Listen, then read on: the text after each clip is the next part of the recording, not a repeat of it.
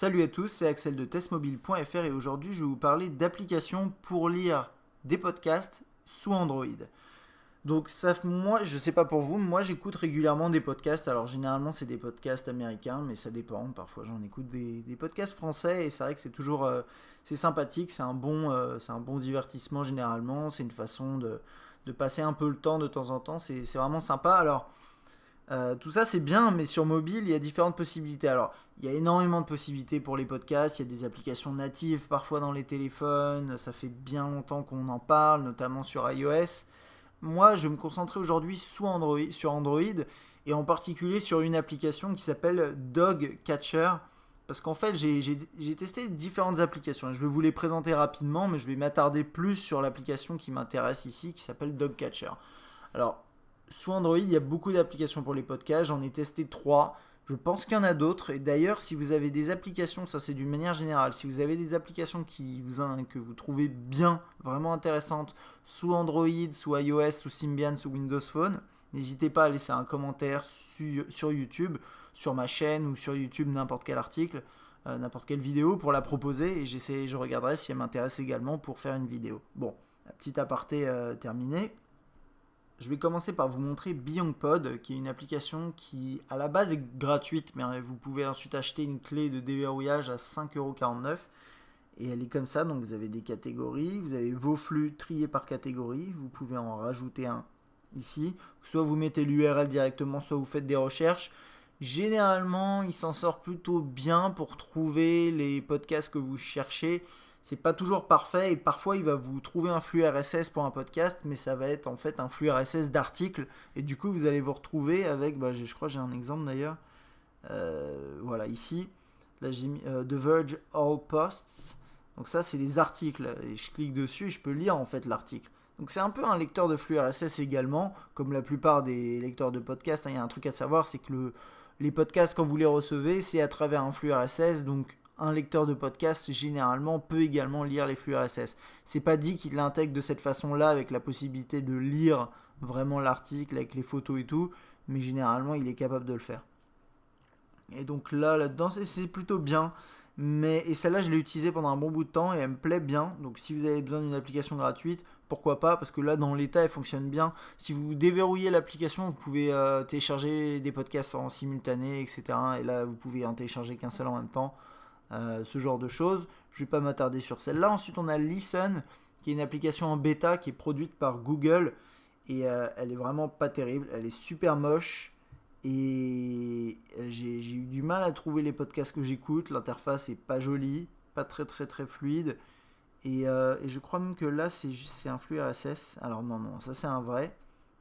Mais voilà, ça ressemble à ça. On dirait une vieille application pour Android 2.2. Enfin bref. Donc ça on va passer et on va du coup passer directement à Dogcatcher. Alors Dogcatcher c'est une application qui est quand même pas donnée.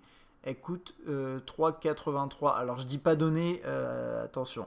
Je dis ça par rapport au marché, à ce que les gens pensent généralement des prix des applications. Pour moi, 3 euros, 4 euros, 5 euros pour une application, si elle est géniale, c'est une affaire en or, on va dire, entre guillemets. Parce qu'il ne faut pas oublier que c'est ce qu'elle vous apporte. Si elle vous apporte beaucoup de choses, moi je pense que 3,80 € c'est vraiment pas cher. Et en plus, vous pouvez toujours télécharger la version de démo qui est disponible sur l'Android Market. Alors à quoi elle ressemble? Déjà, elle a une interface qui est un peu plus sympa, comme vous pouvez le constater. Moi je la trouve vraiment jolie. Je ne sais plus s'il y a des systèmes de thèmes, il me semble que non. Mais je vais regarder rapidement. Alors moi j'utilise les fonctionnalités de base de l'application, donc c'est pour ça que vous allez peut-être me voir avoir des doutes sur certaines choses. Mais en tout cas, bon bref. Il y a un truc qui est sympa, c'est qu'également elle peut lire de la vidéo si vous avez des podcasts vidéo. Alors moi la démo que je vais vous faire c'est uniquement avec des podcasts audio parce que c'est ce que j'écoute. Je teste pas j'écoute pas de podcasts, je regarde pas pardon de podcasts vidéo. Mais si vous avez des podcasts vidéo, sachez que vous pouvez les configurer. Si vous allez dans l'onglet vidéo, vous pouvez avoir votre vidéo qui s'affiche ici.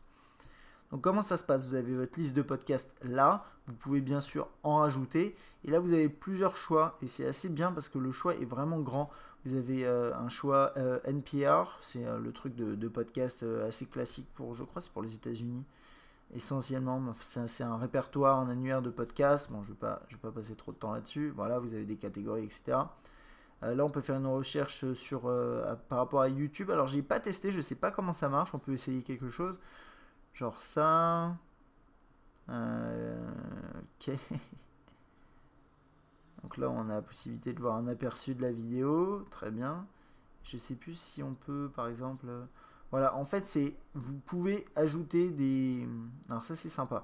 Vous pouvez ajouter des flux vidéo à partir de YouTube. Et c'est en fonction de leur. Alors, c'est des podcasts, entre guillemets. C'est des catégories à eux, à YouTube. Je crois pas qu'on puisse en ajouter, par exemple, une chaîne RSS ou une chaîne YouTube ou un truc comme ça. Mais par exemple, si je prends les vidéos les plus vues du mois, toc, je fais ça, je fais add feed, donc il me l'a ajouté, je retourne en arrière, je vais dans vidéo, il devrait être là, et là j'ai la dernière vidéo qui vient de tomber dans cette catégorie.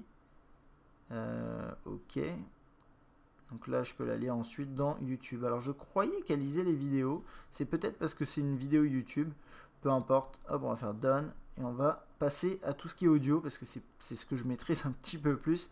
Et donc, alors qu'est-ce qu'on a? On a ici un truc assez sympa sur la droite. Donc là, les petits chiffres. Alors, je vais vous montrer à quoi ça sert en fait. Le bleu, c'est les nouveaux épisodes téléchargés et ceux qui sont en cours de lecture. Donc par exemple ici, pour ce podcast-là, j'ai 2 épisodes là qui datent de 1 jour et 22 heures. Enfin, vous voyez pas mon doigt, mais voilà, ici en haut, qui ont été téléchargés. Je peux lui dire, tu télécharges les derniers podcasts dès que tu les détectes. Donc ça, c'est pratique. Là, ils sont directement téléchargés. Ça me permet de gagner du temps et de les écouter directement. Et là, j'ai mon podcast qui est en cours de lecture, que j'ai pas terminé. Et là, c'est les anciens podcasts que vous pouvez également télécharger. Je ne sais pas si on peut redescendre un peu plus bas. En tout cas, vous avez ça qui s'affiche comme ça. Ensuite, il y a l'autoplay en fonction de... Je pense que quand un podcast se termine, voilà, il joue celui d'après. Qu'est-ce qu'on a d'autre? On a la vitesse de lecture. Ça, je vais pas le mettre. Et ensuite, quand on lit un podcast, c'est assez simple, ça s'affiche pas forcément. On l'a comme ça. Alors, attendez, je vais juste voir s'il n'y a pas... Je me rappelle plus s'il y avait un player ou pas. Mais je crois que non. Non, effectivement. Donc ça se passe comme ça, vous avez le podcast qui se lit avec la barre en bas qui permet de le contrôler et pendant que ça le contrôle, enfin pendant que ça le lit, vous pouvez naviguer dans les autres sections, vous promener, aller télécharger un autre podcast. Par exemple, je vais vous montrer à quoi ça, force download, enfin à quoi ça ressemble pour télécharger. Vous pouvez soit faire du streaming, soit forcer le téléchargement. Si par exemple vous n'avez pas beaucoup de mémoire et que vous n'avez pas envie de le télécharger, ben, vous pouvez faire streaming. Mais bon, c'est pas forcément c'est pas forcément le meilleur des choix.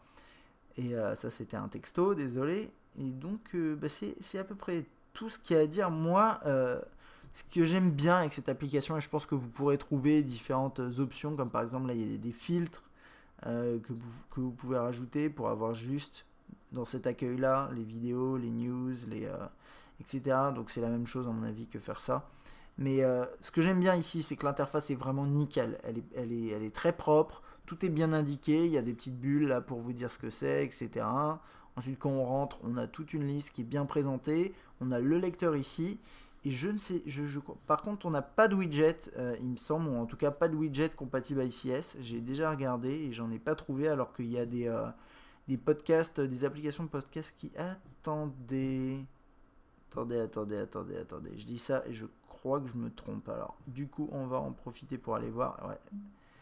C'est ce que je me disais. Alors, non, en fait, il y a un widget, désolé. J'avais oublié parce que je confondais avec un autre logiciel. Donc, moi, je trouve que le widget est assez basique. Il permet en fait de faire suivant, lecture, et hop, de revenir à la liste des podcasts. Mais en gros, bon, alors, je retire ce que j'ai dit sur le widget, désolé, mais en gros, pour 4-5 euros, vous avez une application très très bien faite, avec une bonne recherche de podcast. Au pire, vous pouvez toujours ajouter l'URL du podcast si vous ne le trouvez pas dans le répertoire. Une belle interface, avec un player qui est très très bien fait, un système de téléchargement qui est bien géré, je trouve. Alors ça, vous allez me dire, on le trouve également dans d'autres applications, mais je trouve que ici, c'est très très bien fait. Et puis un widget qui est simple mais fonctionnel. Puis c'est tout ce qu'il y a à dire. Moi, c'est ma préférée, ne serait-ce que pour l'interface. Parce que quand on utilise plein d'applications de podcast, finalement, les fonctionnalités, on se retrouve à avoir des choses similaires.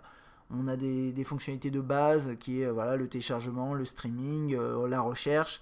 Il y en a où ça marche bien, il y en a où ça marche moins bien. Ici, ça marche bien et en plus, on a une belle interface. Donc d'après moi, c'est une application qui vaut largement son prix, que je rappelle, 3,83. 3,83 euros, ça, franchement, pour cette application, je pense que ça vaut le coup si vous écoutez bien sûr des podcasts ou si vous regardez des podcasts en vidéo. Voilà, si vous avez des questions sur Dogcatcher, n'hésitez pas à laisser un commentaire sur YouTube ou sur testmobile.fr. À bientôt!